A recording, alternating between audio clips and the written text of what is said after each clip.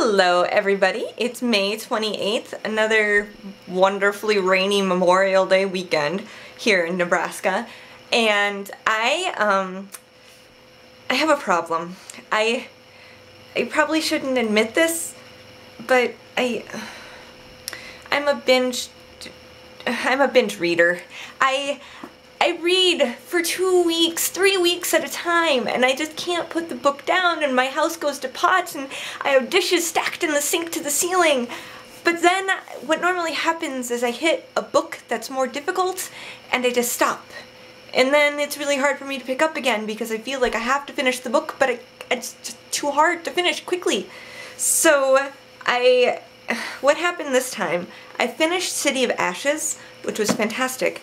But I went on to read my book club book for the month, which was The Book Thief by Mark Zusak, which was actually a really great book, but it was more difficult to read because he throws in metaphors and beautiful writing, but it makes it like, oh, I actually have to pay attention to what I'm doing here.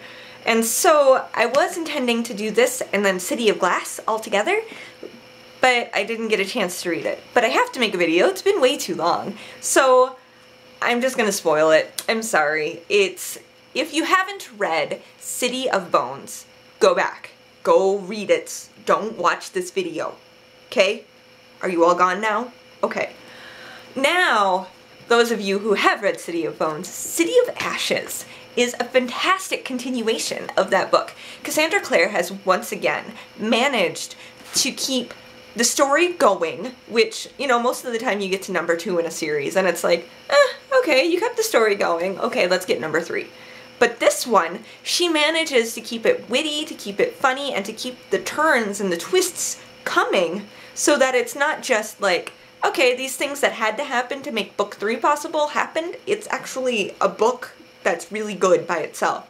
You wouldn't understand any of it if you hadn't read City of Bones, but it's fantastic. And Clary and Jace, whom at the end of last book we found out were brother and sister. Whoops. They love each other and they're like wanting to make out and now they're brother and sister and ooh, yuck, gross, I can't do that, he's my brother.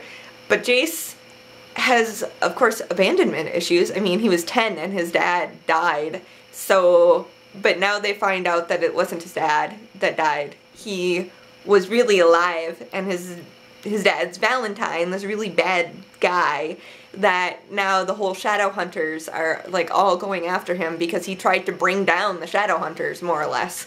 And he has this beautiful worldview that it should only be inhabited by humans and Shadowhunters. And all these other downworlders, the werewolves and the vampires and the fairies and of course the demons, are all polluting this world that should only be Shadowhunter and human. So he has this kind of Nazi-esque kind of feel to him, like we have to take down these other people. And because of that, obviously the Shadowhunters are fighting against him. They don't want that. They're trying to be peaceful with these other downworld creatures. So he's got this really horrible thing going on, and Jace, that now the family that had adopted him think that he's lying.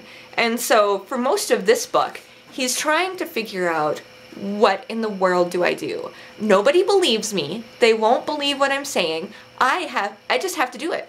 I'm just gonna have to do it myself because they don't believe me. Like, this Inquisitor comes and he has to be like locked up because she doesn't believe him.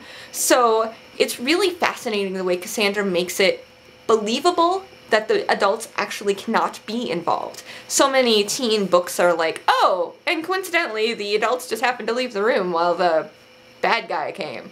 So for this one, it's really refreshing to see real reasons. It's not just made up excuse for the teenagers to go save the world.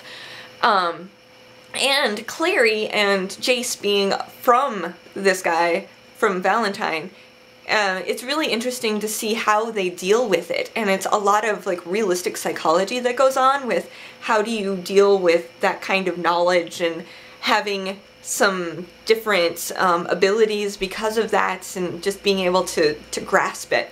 She does a fantastic job, and it's just amazing how she pulls it all together. And I really look forward to seeing how the Jace, the sister brotherhood things works out, and then I really hope her mom wakes up in the next book. I just ruined that for you. But she is asleep for the whole book in a magic-induced coma, and what do you do with that, you know? So it's just really fascinating to see how she pulls it all together. And I highly recommend. Look forward to reading City of Glass. If you have any other questions, comments, anything, put them down below in the comments.